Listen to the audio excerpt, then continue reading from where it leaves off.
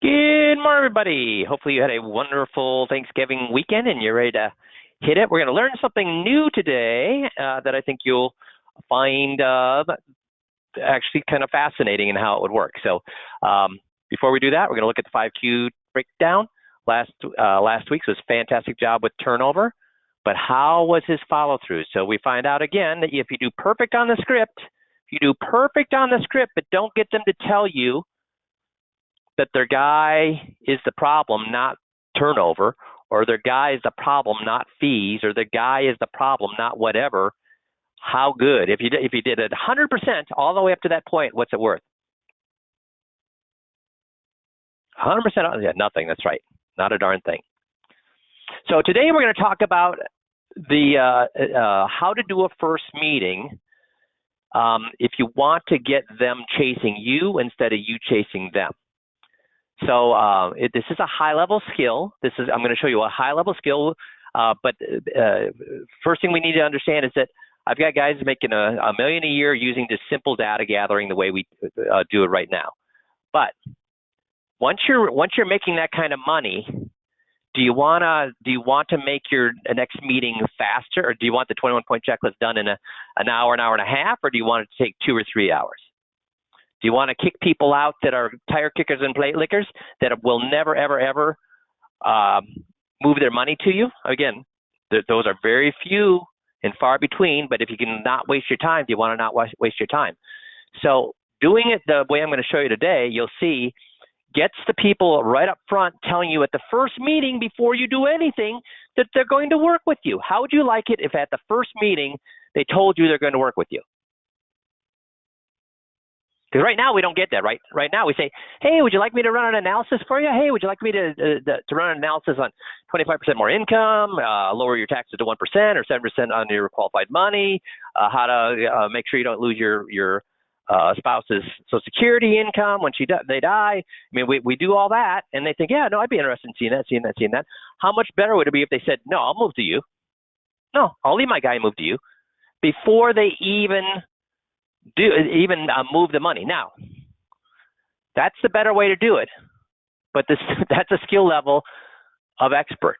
That's a skill level of expert to do that. So I'm going to show you what is possible, and that's when you can move from the $1 million to $2 million income when you start doing the first meeting the way I'm going to show you today. But if you're going to be great at the first meeting or great at the 21-point checklist, what should you achieve first? What should you achieve first? The 21-point checklist, yes. Because you're going to see that you have to have a big pair of cojones to do it the way I'm going to show you today. You have to have a big pair of cojones to do it the way I'm going to show you today. But when you're confident in the 21-point checklist, guess how confident you are going into that first meeting? When you're meeting somebody who's a tire kicker, are you confident? If you know the 21-point checklist backwards and forwards, are you confident with a tire kicker? Are you confident with a plate licker? Are you confident even if their son is their advisor? Yes, you are. So then what you want to do is what? Speed up the process, make them chase you instead of you chasing them, get them to admit they're going to move their money to you at the first meeting. So get great at the first meeting, at the 21-point checklist, then attack the first meeting. But I want to show you what is possible. What is possible when you decide, I'm going to, you know what, enough fooling around, enough making excuses, I'm going to lock this thing down. I'm going to become awesome at this. When you do that, I'm going to show you what's possible, okay? So I'm going to show you the killer first meeting, which makes the 21-point checklist even easier than it already is. So the advanced first meeting is you're going to set the tone just like you do now, talk about how you're paid. Then I'm going to get them to tell me I'm an expert. How would you like it in the first 10 minutes if they told you you're an expert? What do you accomplish if in the first 10 minutes they're saying you're an expert? Everybody in the local area work with you. Here's why they work with you. What is accomplished then? What's happened to the chemistry of the meeting? Who's chasing who at that point? They're chasing you. Then we gather the data just like we do now, and then we're going to get invited in. They're going to say, hey, I want you to tell me what I'm doing wrong. Instead of me saying, hey, would you like me to tell you what's going wrong? They're going to say, no, I want you to tell me what I'm doing wrong. And then we're going to talk about their current guy, and they're going to say, hey, if my guy is not doing his job, I'm going to leave him. Right at that first meeting, they're going to say, if you can show me that my guy is not doing a job, I will leave him. They're going to say that at the first meeting. Good or bad if we can get them to say that? Good or bad? Yeah, good. And then I'm going to get them to tell me why it would be unfair for me to give them all this information and then to take it back to their guy and stay with their guy. And they think, so when I tell them, hey, if I give you all this information, you take it back to their guy, is that fair or unfair? They all say it's unfair, but who do they think is unfair to? Who do they think it's unfair to? When I say, hey, is it fair or unfair if you take all my information and go back to your current guy? Who are they thinking I'm talking about? It's unfair to who? Yeah, they think it's unfair to me, but I'm going to say, no, don't worry about me. I mean, your job is not to take care of me and my family. Your job is to take care of you. Why would it be unfair to you to take my information and go back to your guy? And they're going to tell me. Am I going to tell them or are they going to tell me? They're going to tell me. See, to see what I'm doing all this stuff, and then the little secret close, I say, hey, I'm going to throw it right in their face, say, hey, so my little secret is you're going to become a client of mine. How do you feel about that? And then I shut up and make them, because then at that point when I shut up, he who speaks first loses. And I've got some tapes of my biggest producers. I got some tapes of me when I was doing this as a personal producer, where there was a full 1 minute of silence. Guys, do you know how long a full 1 minute of silence with me looking across the desk at them and them looking across the desk at me? Do you know how long that is? That's how long. It's an eternity. And they always broke. They always said, okay, if you can do these things, I will leave my guy. So have you ever heard of anybody in this industry that can get somebody to do that at a first meeting? To say, I will leave my guy at the first meeting. So that's what we're going to talk about today. So first, again, you're going to see some tiny things in here that we do today, but you're going to see a lot of extra stuff today. So the setting the tone, we're going to say, hey, what happens in the next hour? Then we're going to say, we're going to answer their questions. By the way, would you mind if I record this?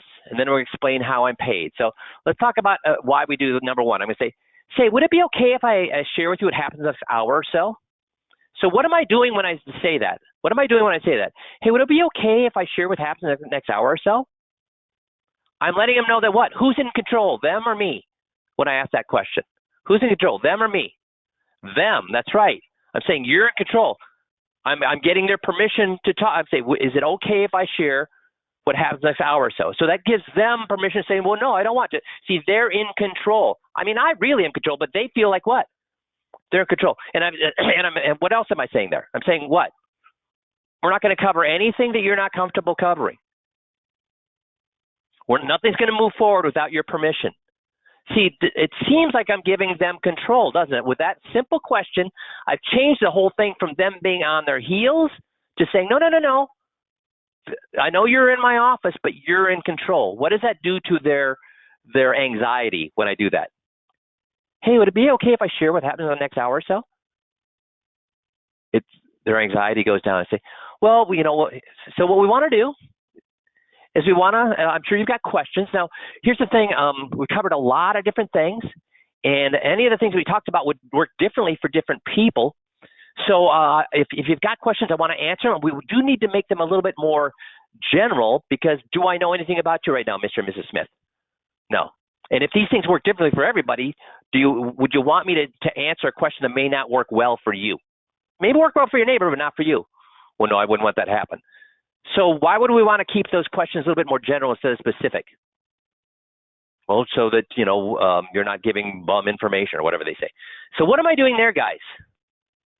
If they try to lock me down on anything, if they try to ask me a question, guess what I can fall back on? I say, oh, that's a great question, Mr. and Mrs. Smith. Now, remember earlier we said that we want to keep the question general or specific? Well, general. And why did we say that we want to keep them general? See, they said it, right? They said it, not me. I got them to say that they were going to keep, why they need to keep the questions general. So to avoid them from trying to lock me down. Have you ever been in a first meeting where they want you to answer a question just because they want to get in and out? See, this avoids that happening. And here's the thing. And the funny thing is, there's a word here that we were hardwired in school. When you asked a teacher a question and they said, recall Jimmy, what did that do to you? Recall, Jimmy, we talked about that earlier. What'd that do to you when they said that? You're like, oh yeah, shoot. You felt like, oh yeah, that's right, they did cover that. Oh, I should have been listening more carefully or whatever. See, so when they ask that question, I say, oh yeah, no, that's a great question. Yeah, I want to cover that, and we're going to make sure we cover that. And remember earlier when we said we want to keep those questions a little bit more general or specific? Well, general. And why do we want to do that? Yeah, blah, blah, blah, blah, blah. Yeah, so that's a question I want to get answered for you, but I have to know a little bit more. What about you? We need a little bit more information. Yes. So then who told me it was okay not to answer the question, me or them? Who told me that at that point, if I approach it that way? Yeah, they're telling me, hey, don't answer my question. Because if I avoid the question, anytime you avoid the question, what happens to the trust level? We just got through the political season here. Unfortunately, poor people in Georgia are going through it again. But we got through the political season. When somebody is avoiding a question, what does that make you feel about them? Even if they don't realize, even if you do a fantastic job, because I can do a fantastic job of avoiding a question, so they won't consciously know I've avoided the question, but they'll still unconsciously know it. Even as good as I am at it, they'll still unconsciously feel, I don't really trust this guy. I don't get by my finger on it, but I don't trust this guy. So we can never avoid questions. They have to tell us that they shouldn't have asked that question in the first place. Make sense? And then, of course, I'm going to ask them if I can record. And the analogy I give is, have you know, a lot of even doctors right now have their patients record their meetings. And the reason being is, have you ever played telephone tag or telephone around a campfire? Have you ever played telephone? And when you whisper into somebody's ear and it goes all the way around the campfire, what do you find out by the end? Is it the same? Is it the same story or is it a different story? Yeah, it's a different story. So why do you think doctors want you to record? Because have you ever been with your wife and you've been at a party and you come home and you're driving home and you say, honey, can you believe that he said that? Can you believe that Barry said that? And she goes like, he didn't say that. And you're like, yeah, he did. He did say that. She goes, no, he didn't say that. And you get a big argument about what he said or what he didn't say. So you're both standing there listening to Barry, but you heard different things. Has that ever happened to you in your life? Of course it has. Yeah, so why do you think all my clients love me to record these meetings? Because after this meeting, I actually email you the recording. Is it okay if I record? Guess what everybody says? No or yes? Yeah. Now, when I say everybody, 1 out of 20 will say no. Do I care about that 1 out of 20? No. Now, why am I recording, guys?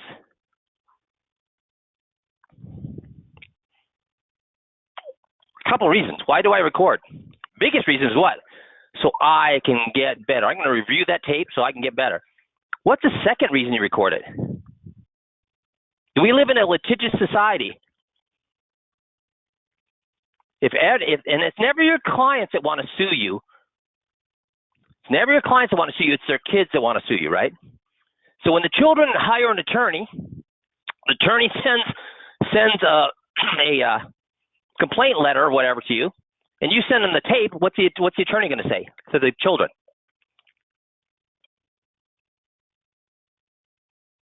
Do we ever tell a client to do anything? Do we ever tell a client to move their money to us? Do we ever tell a client to leave their current advisor? Do we ever tell a client to buy an annuity? Do we ever tell a client to buy AUM? No. So when the attorney listens to our tapes, what are they going to say? Children, because the attorneys don't get paid unless they win. So what's the attorney going to say? Children, we ain't got nothing. So the biggest reason I do this is so I can get better. Second reason, in the litigious society we live in, it ain't bad to have that on tape, is it? So what happens next hour? Questions are general, not because I say so, because they say so. Get them to record, and then I'm going to explain in general terms how I get paid. And say, thanks for coming to the workshop, donate my time, and thank you. Half the people come to see me pay us any number of ways, depending on what we do. The other half, kind of like you're sitting here today, are able to get the questions answered today and do those things on their own. So look at the way I do this. And this is when I was doing workshops, because obviously that's the way you make the most money. You can't make $1 million, $2 million a year if you're running leads. The only way you're going to do that is if you're in front of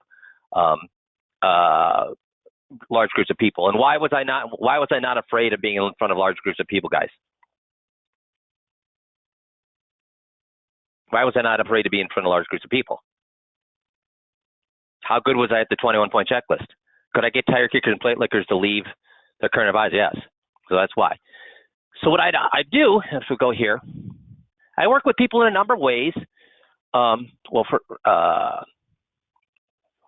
work with people in a number of ways using our technique to boost their income by 25%, while at the same time lowering the risk. Sorry, that's not yet. So one of the things I'm going to say is, now a lot of people wonder how I get paid. Why do I want to talk about how I'm paid right up front? What are they wondering? What is everybody come to see us wondering? Yes, what's this going to cost? So I'll say, first of all, I want to thank you for coming to the workshop as a lead. You can say, excuse me, oh, thank you for ordering the information, or however they've come to you. You're going to thank them for coming in and say, so the reason I meet people first time is I donate an hour of my time for anybody who is nice enough to come to invest an hour of their time to read my information or to come to a workshop or whatever it may be.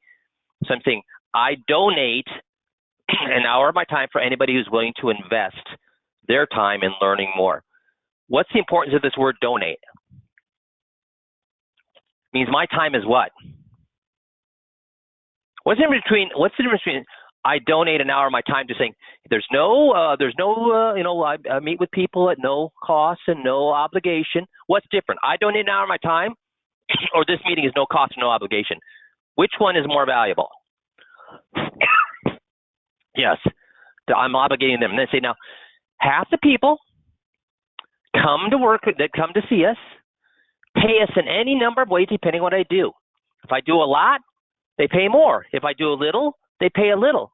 I may be helping with their estate planning, maybe helping with their investments, I may be helping them with other types of things that are happening. And they can pay me any number of ways. Now, can they pay me in any number of ways? Could they pay me by commission? Could they pay me by AUM? Could they pay me by the hour if you're RIA? So they can pay me any number of ways. Now, look at the order I'm doing things. Do they believe I'm doing this for free? No. I'm saying half the people will come in. They will become my client, and they will pay me in any number of ways. And so here's what I'm doing. I say, if I do a lot, they pay more. If I do a little, they pay a little. So if somebody tries to tell me how much it's going to cost, have I protected myself? Yeah. Well, how much would it cost for us? And I say, well, I really don't know at this point how much we would end up doing for you, if anything. So to tell you now, I mean, it could be $1, it could be $5,000, depending on what we do. Do you see how by doing that, I'm answering how I'm paid?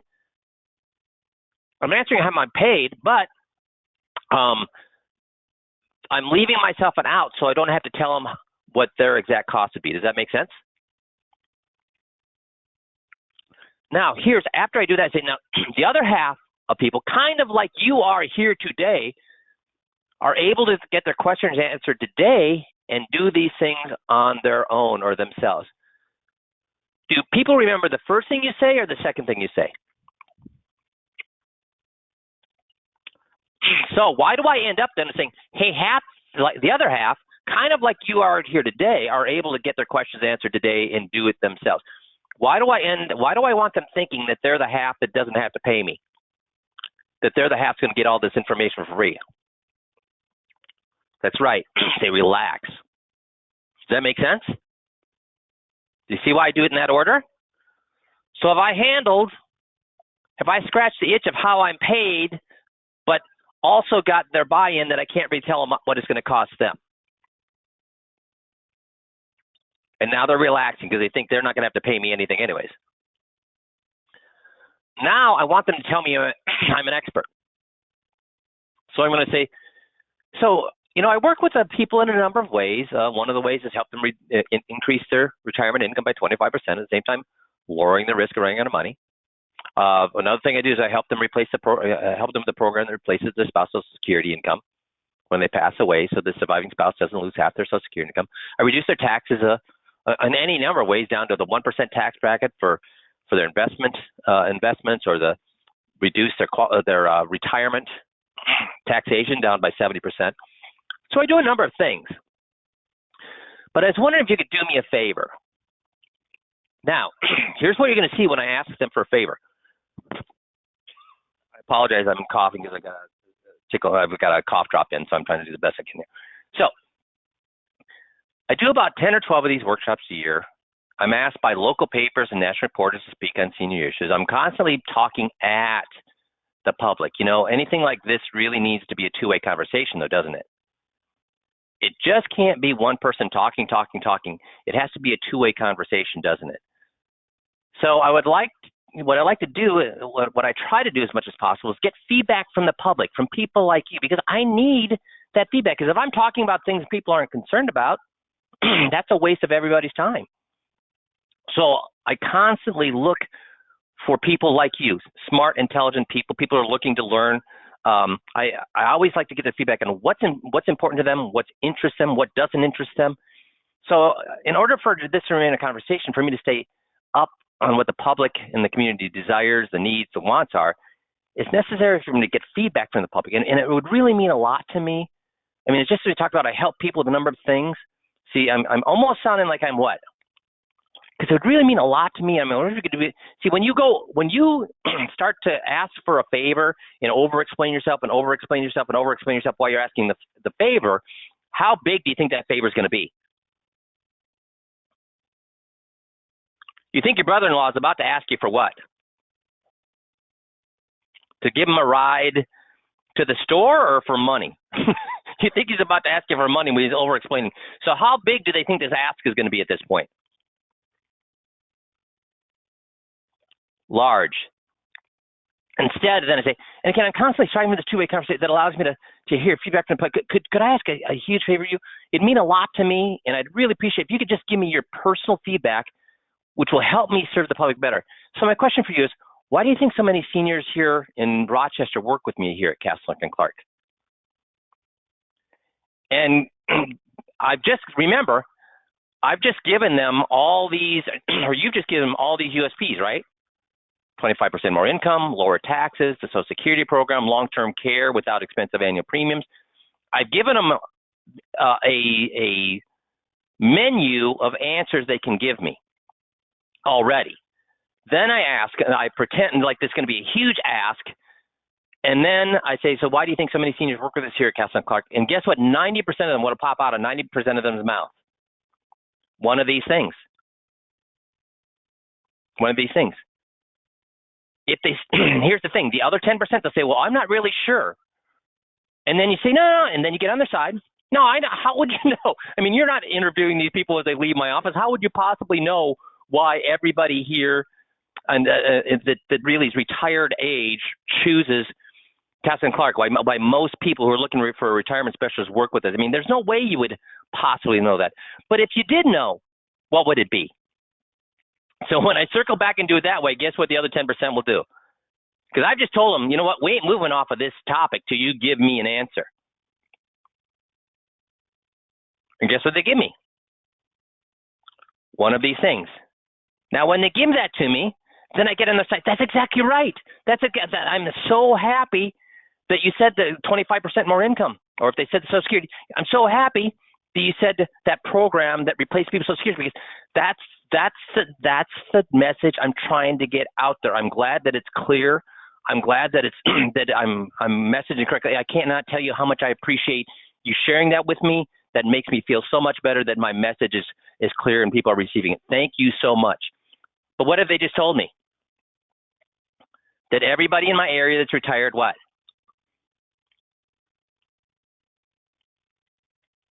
That everybody in my area that's retired works with me, and why? So why is it so important in the first 10, 15 minutes to get them to tell me why I'm an expert, or that I am an expert? We have to do what with experts? Listen to them. We have to respect what they say. We have to think that what they're saying is true. So do you get the power of doing this? So far, what have I done? I've set the tone, talked about how I'm paid in a way that scratches the itch, but isn't going to box me in a corner about telling them how I'm paid. Because do you ever want to tell anybody how you're paid the first meeting? I don't care if you charge $1, they're going to think it's what? Too much. Have you been able to show them anything you can do at this point? No. You want to tell them how much it costs after they need you, not before they need you. Make sense? Then I get them to tell me I'm an expert. Why? Because when they tell me I'm an expert, that means they need to listen to me. And I didn't tell them I'm an expert. I didn't brag to them. They told me. Do you see the difference in the chemistry that we're creating here in this first meeting? And then I'm simply going to gather the data the way we all gather data, no differently. And again, when we gather data, we always go through the goals of what? Increase income by 25%, lower chance for money without moving a single investment. How important is that? Scale 1 to 5. Reduce the tax you pay in your IRA retirement accounts by 70%. How important that is? Scale 1 to 5. Reduce tax you pay on your investment income down to the 1% tax bracket, regardless of what bracket you're in. Scale 1 to 5. How important is that? Have you applied for the program for pay 2-year long-term care costs without having to pay expensive premiums? How important is that? 1 and 5. Have you applied for the program that will protect your wife from losing half Social Security income at your spouse's death? How important is that? 1 through 5. And when they tell you that these things are important, then you're going to summarize and say, you know, that's awesome. I mean, I'm glad that these are things that are important to you. You say, I think of all the things you're looking at to pursue are fantastic. As I understand it, then you want to accomplish blah, blah, blah, blah, blah, whatever those things were. And what you're looking for is again, blah, blah, blah. Was there anything else that I'm missing that you want to take care of? So I just repeat basically these things. So what I understand is you want to know about these things. Is there anything else that I'm missing?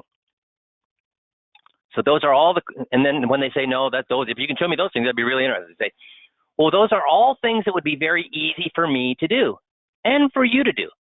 But can I ask you a quick question? And what do they say at that point? Sure.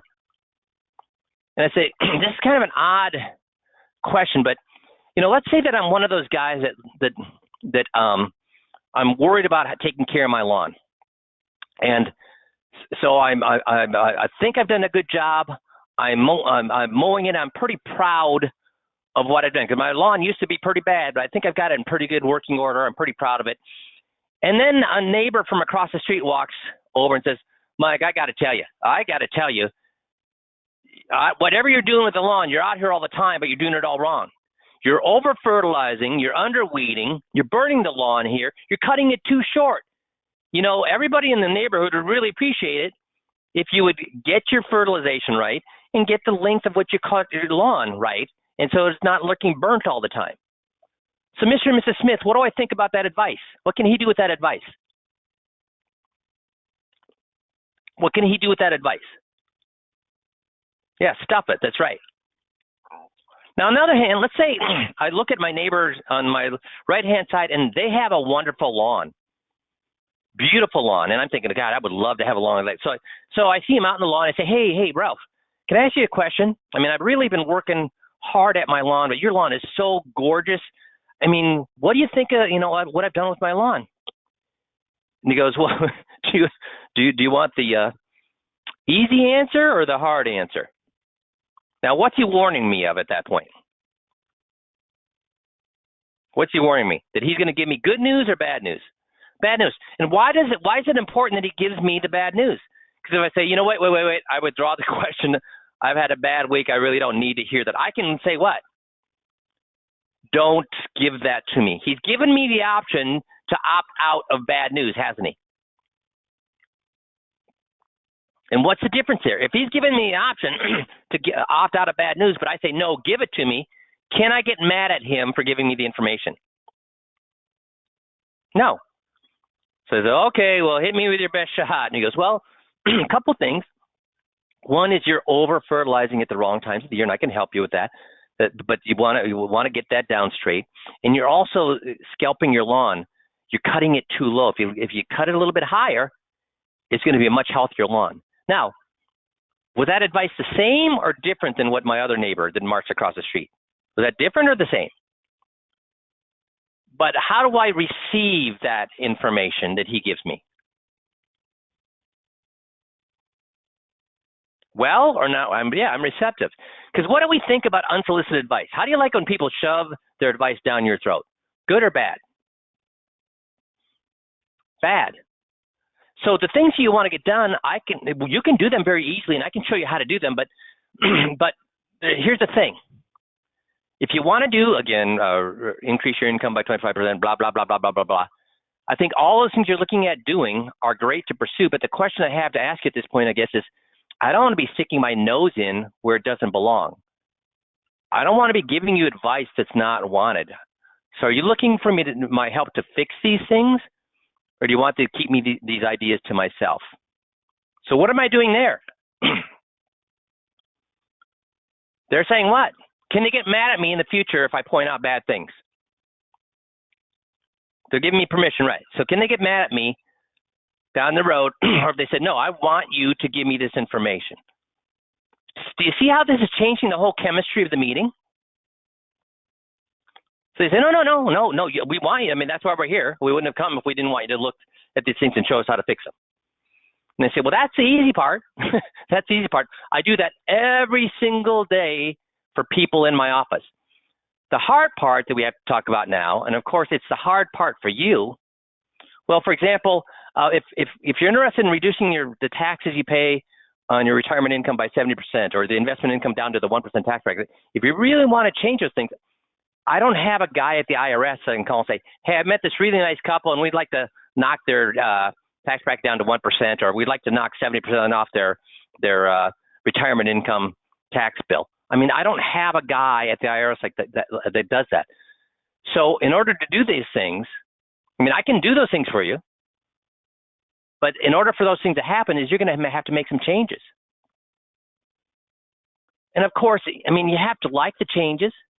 It must meet all your parameters, and you have to understand it. It has to make sense. I mean, whatever we do must make sense to you. If something doesn't make sense, you should stay exactly where you are. So have you ever done something just on impulse without understanding how it really works? How did that work out for you? Yeah, not very well. So you should or should not understand any changes we should. And they should make sense to you or not make sense? They should make sense to you. Exactly, they should make sense to you. And again, let's say that instead of reducing your tax bracket down to the 1% tax bracket, I say, I can save you $25 in taxes next year. I mean, do you want to make any changes for a little tiny benefit like that? What do they say?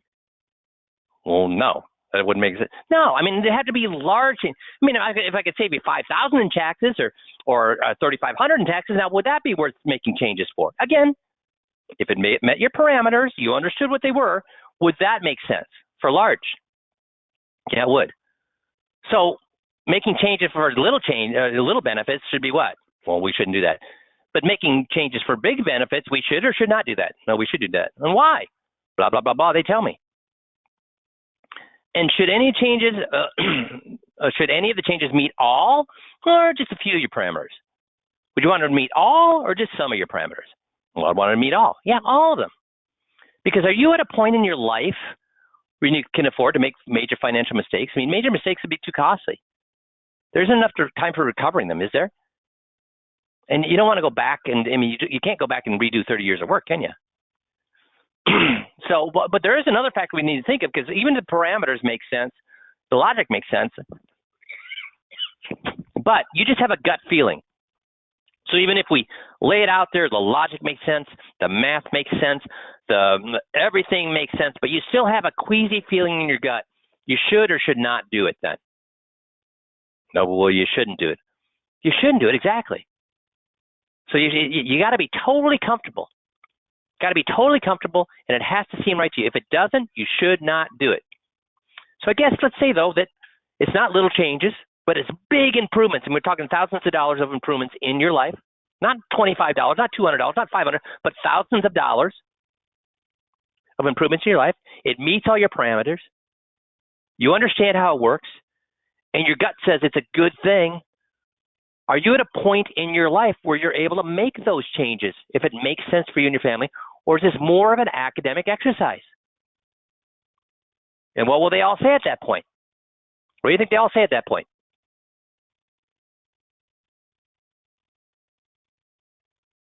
Do you think anybody says it's an academic exercise?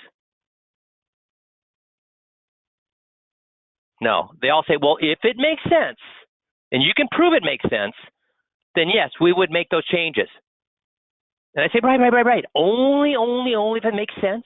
meets your parameters, you understand it, and it makes you feel in your gut that you're doing the right thing. If that happened, what would you do then? Well, then we would make the changes. So what if they just told me at the first meeting, guys? What if they told me right now at the first meeting? They're a tire kicker, they're a plate licker, or they're ready to make changes? What if we just eliminated by this right now? Not a tire kicker, not a plate licker, right? So what's happening in their head? Have I already had them envisioning leaving their guy at this first meeting? But I'm not yet done. So if I understand everything that we recommend, it made sense, you felt comfortable and you saw it put in a better position, you're saying that you'd be able to make that change at this time. Is that correct? Well, yes, it is. Now, you mentioned that you've been working with Bob, your broker, and he's a pretty nice guy, isn't he? See, now I'm going to get them to tell me they're going to leave their guy. I've got them now to say they're not a tire kicker, not a plate licker. They're going to make changes. I am now at this first meeting going to get them to tell me they are going to leave their guy. So how do I do that? Oops. See, now, you mentioned that you're working with Bob, and he's a pretty nice guy or not a good guy? Well, no, he's a good guy. Yeah. I mean, all of my clients come to me from other brokers.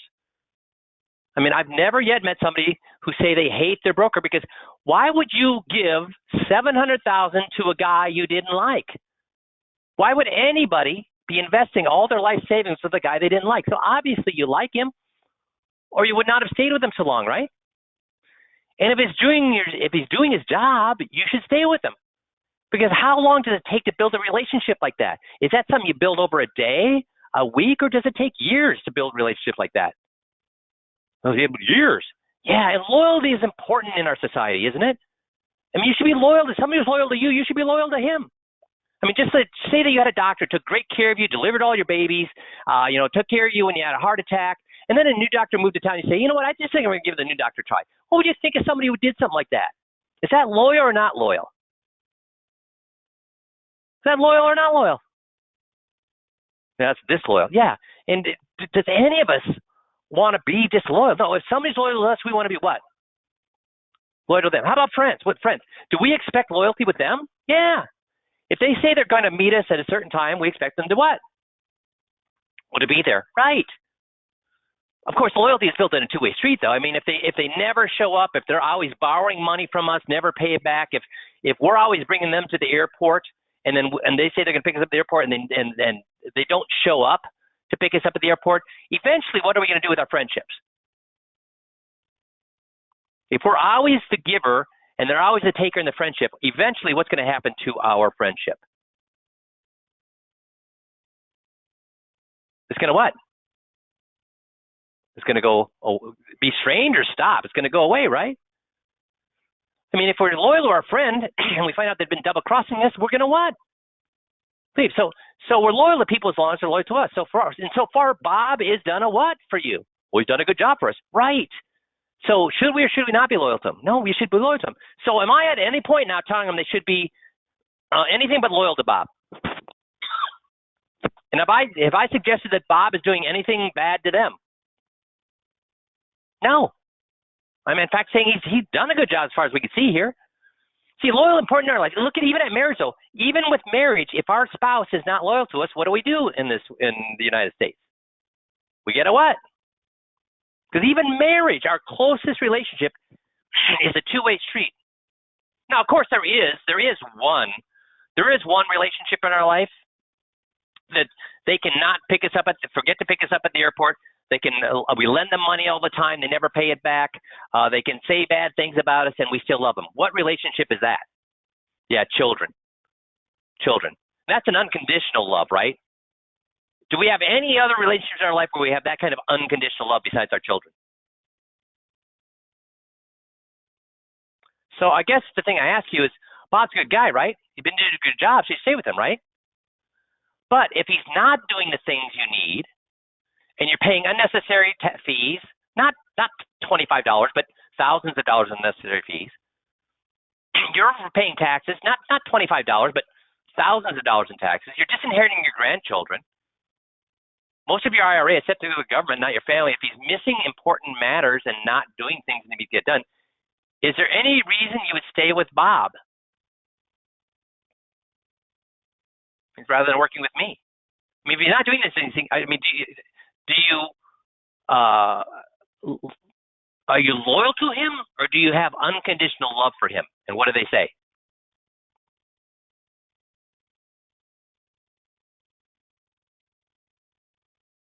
They're loyal. And they say, no. If he's not doing his job, well, what? They always say this. No, we're loyal to him. I mean, if he's not doing his job, we don't unconditionally love a guy. See how I set that up? So they're going to say what? No, there is reasons we'll what? So I've already set it up in their mind. And can I do these things, guys? Can I show them they're overpaying $1,000 in fees? Can I show them they're overpaying in taxes? Can I show them all these things? Do I know with the 21-point checklist I can do this? So knowing that I can do these things, how confident am I saying that, hey, if he's not doing these things, stay with him. But if we show he's doing these things, guess what? What are you going to do? And then I say, so if he's not doing these things, the one thing I cannot do is educate my competition. See, I look forward to educating you, but I can't educate Bob. All the things that I do are not brain surgery, but and they're very simple processes. But I spend about $7,000 a year to be a member of a highly specialized organizations that work with people who are retired. They educate me on things. They send me daily emails that help me to be this area's top expert in retirement issues and techniques. I read over a dozen magazines every single month to keep current. I go to symposiums twice a year. I am away from my family 2 weeks a year to maintain my experience on senior issues. I do all these things to make sure that I take care of my senior clients because that's all I work with. I only work with retirees. And guys, that's the truth. I got rid of all my clients who are not 60 and older. And I will tell you that story another day. But when I said I only work with seniors, that's all I work with. And I don't mind doing that, but I refuse to do that and have my competition who doesn't spend a time or a dime of money, who aren't away from their family for their client's benefit, to learn off my back. I mean, I can't educate my competition. Does that seem fair? And what do they say? So, because I'd hate to show you how to do something and have you go back to Bob and have him say, hey, I can do that. Because you know what? Anything I show him, he could show you how to do. He just hasn't. Would it be fair then for you to give him that information and then for him to do it? And what do they say? No, that wouldn't be fair. Yeah, so why wouldn't you just take that new information I give you back to Bob and ask him to fix it for you? I mean, would there be a problem with that? Because you want to do things the hard way or the easy way? The easy way. And taking it back to him would be easier or harder than moving all your money to me? Would be easier. So why wouldn't you do it? I mean, who would that be unfair to do that? And they always say, well, it would be unfair to you. And I say, oh, wow. I don't have that in the script here, but I'll tell you. I say, oh, wow. You know what? I hadn't even thought of that. I guess it would be unfair to me, but is your responsibility me?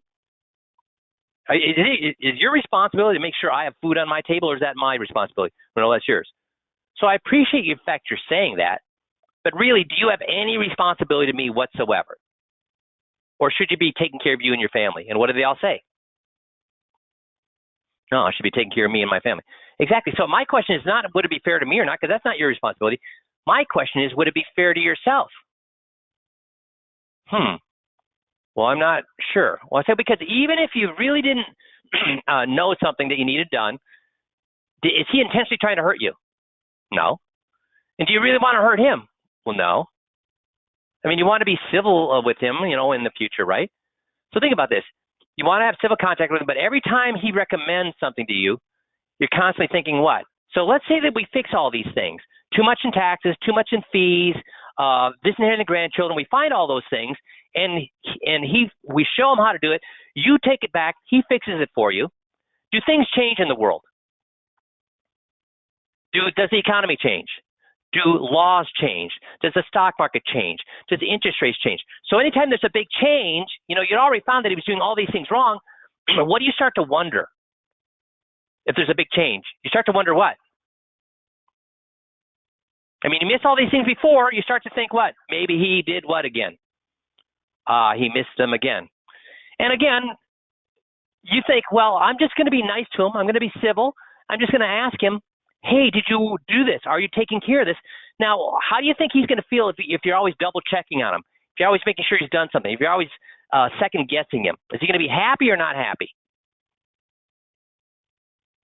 He's going to say, yeah, no, I took care of that. I mean, that's what I do. No, I took care of it. You don't need to worry about that. And then you get a little irritated, right? Because he's getting pissy about something that hey, listen, just a year ago, we found out you weren't doing things, so don't get pissy with me when I ask you if you're doing these things, because a year ago you weren't. So don't get mad at me for asking these questions. Then he gets even madder at you. You get mad at him. We got now a death spiral of what? Nobody will trust what? Nobody. He's irritated with you. You're irritated with him. And who caused the problem in the first place? You or him? So I guess, again, we don't know if he's doing any of these things wrong, but if we did find thousands in fees, thousands in taxes, distant grandchildren, all sorts of problems that have not been covered, not little things, because little things we make any change, no, but big things. If we find out he did these things, and you said you did have unconditional love for him, or you're just loyal to him? Well, just loyal. Well, then if we find that these things are all wrong, would it be fair to yourself to take it back to him and have him fix it? Well, I guess it wouldn't. Well, yeah, I guess it wouldn't either. Why? Well, because then we're always going to be second guessing him. Right. And when you're paying somebody, are you paying somebody to give you the information or for you to always be second guessing whether he's doing the right thing or not? Well, to do the right thing or not. So again, be loyal to him, because, if he's loyal to you, you got to be loyal to him. But if we find out that he's not doing those things, we're going to do what? So we would leave him then. So I believe I can do all the things that I've shown for you. Increase your income by 25%, lower your chance of running out of money, won't even have to move any investments. Can show you the program to protect your spouse from Social Security, losing half Social Security, show you how to reduce those taxes, the 1% tax bracket, 70% less taxes on. I can do all those things. I can show you how to reduce your fees by thousands of dollars, reduce your taxes by thousands of dollars. So I just want to make sure that this is not an academic exercise to you, and that you're conscientious and proactive and meet your parameters. Are you at this point? And they say what? What will they say? Yes. So I'd like to share a little secret with you. Hey, folks, see this picture in back of me? It's my wife, Michelle, and I've been married to her for 15 years, and now 30 years now, and the most wonderful years of my life. When we spend time, enjoy spending time together. I actually gave up several activities so I can spend more time with her. I don't golf anymore because I want to be with my wife and family. We learn to do things together, biking, things like that. That's where I want to spend all my time. And you know what? I'm either at work or I'm with my family. And the reason I bring this up is because I've been working just with seniors for over a dozen years. I know what I can do and I know what I can't do. And we talked earlier in this meeting about half the people end up working with us long term, and half we end up giving them stuff to bring home with them to do it themselves. There's not really anything I can do for them. Well, you're in the first half that we talked about. You're in the people I can actually help. I can actually do the things that I talked about. Not little changes, big positive changes, thousands of dollars of changes that will put you in a much better position. And I can share those things with you that will enhance what you've already been able to accomplish. And I've done over 300 analyses in the last 2 years.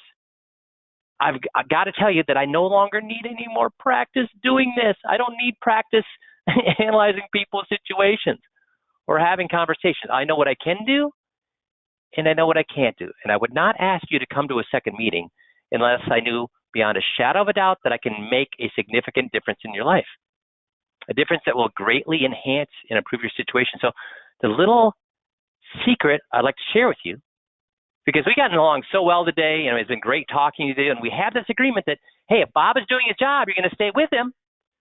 But if he's not doing his job, you're going to move with me, and you're going to become clients of mine. I look forward to that because I enjoyed spending the last meeting with you that you're going to become a client of mine. And then I shut up. And guys, have we done a verbal contract here? If Bob is doing his job, they're going to do what? Well, first of all, if we can show them big changes, they're going to do what? Academic exercise, think about it, or they're going to do it? Do it or think about it. They're going to do it. And then we go through, hey, Bob is doing his job, they should do what? Stay with Bob. If Bob's not doing his job, it'd be unfair to who? to give the information to him themselves. So have we got the verbal contract here? Have we gone through every paragraph of that verbal contract for me at the end to say, well, the little secret is because of you said what you've just said, you're going to become a client of mine if I can do these things. And what they all said at this point was, well, again, only if you can do these things. And I would reiterate, yes, first of all, only if I can do these things, only if Bob is not doing these things, and only if they're big changes or small changes. Well, big positive change. Yeah, big positive. And only if they meet your parameters or don't meet your parameters. Only if they meet my parameters. Only if you have a good feeling in your gut or you have a bad feeling in your gut. Only if I have a good feeling. So if we do all those things, and I'm confident after doing this 300 times in the last couple of years that we will, but if I can do these things, you will or will not move. We will. And if I can't do these things, you will or will not move. We will not. Does that seem like a fair way to move forward? And what do they say? What does 100% of people say when I finish like that? Yes, that's a fair way to move forward. And then all I do is I go out and I gather the documents, set an appointment for a week out, and then I give them my book, Get Comfortable. Because what's that book? Why do I give them that book? What are they going to find out in that book? And again, with the book, we've got where you should have my letter endorsing you as an advisor. So the author of that book is endorsing you as an advisor. And then also I've got highlighted certain places in the book. And these are things that I know that their guy is or is not doing in that book. Because I know they might not read the whole book. But if I put some bookmarks in there or highlight certain sections of that book, will they at least look at those sections? Yes. They may not read the whole thing, but they'll read those sections and they're going to find out their guy is or is not doing their job. Is not. So between this first meeting in that book, guess how close that guy is to being cooked before they even show up for the 21-point checklist. Just think how easy it is to do a 21-point checklist now. That guy is half in the what? It's half in the bag at this point, and I have not even shown them a single thing. So to get the power of once you know the 21-point checklist and then adding this to it, how formidable will you be in your territory? How many people will you lose? How many people will you sell? And will you get $10,000, I'll try you out, or are you going to get all their money? Who's chasing who? With this meeting and with the 21-point checklist, who's chasing you? Are you chasing them or are they chasing you?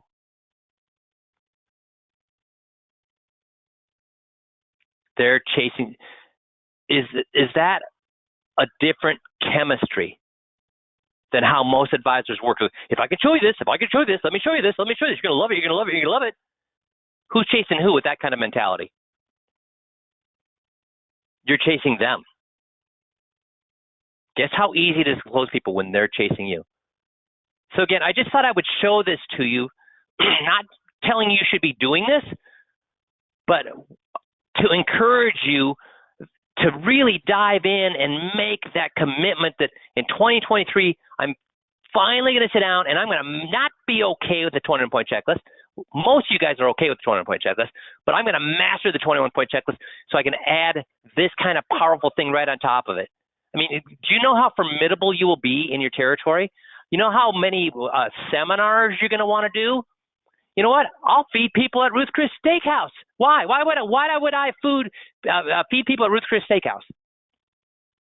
Am I worried about spending 10 grand? I'm not saying you should do this, but am I worried about spending 10 grand?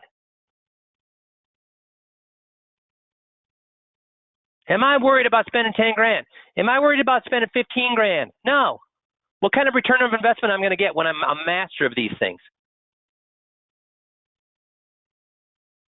Guys, isn't that, I've told my son who's going into sales out of college, I said, sales is the easiest, highest paying job in the world or the hardest, lowest paying job in the world. Guess where I am in that? Easiest, because you know what? Once you learn this stuff, do I have to relearn it every time I know it? Or could I do this thing in my, could I drink a 6-pack of beer and still do this stuff? Yes. And do I have to get in front of a gazillion people to make $1 million a year? Do I have to get in front of a gazillion people to make $2 million a year? No, because every person I get in front of, I'm going to close them with all their money. So I don't have to chase a lot of people, do a lot of unnecessary meetings. Every meeting I do is what? Constructive. Make sense? That's where you need to get. You've got the blueprint. Make 2023 your year to lock this stuff down, okay? Awesome. Thank you guys for listening to me pontificate for today. Hope you've seen some. Hey, maybe you don't want to use all of this right now. Maybe there's just some pieces here you can use in the meetings you're already doing, okay? Thanks, everybody. Have a great week. We'll talk to you all next Monday.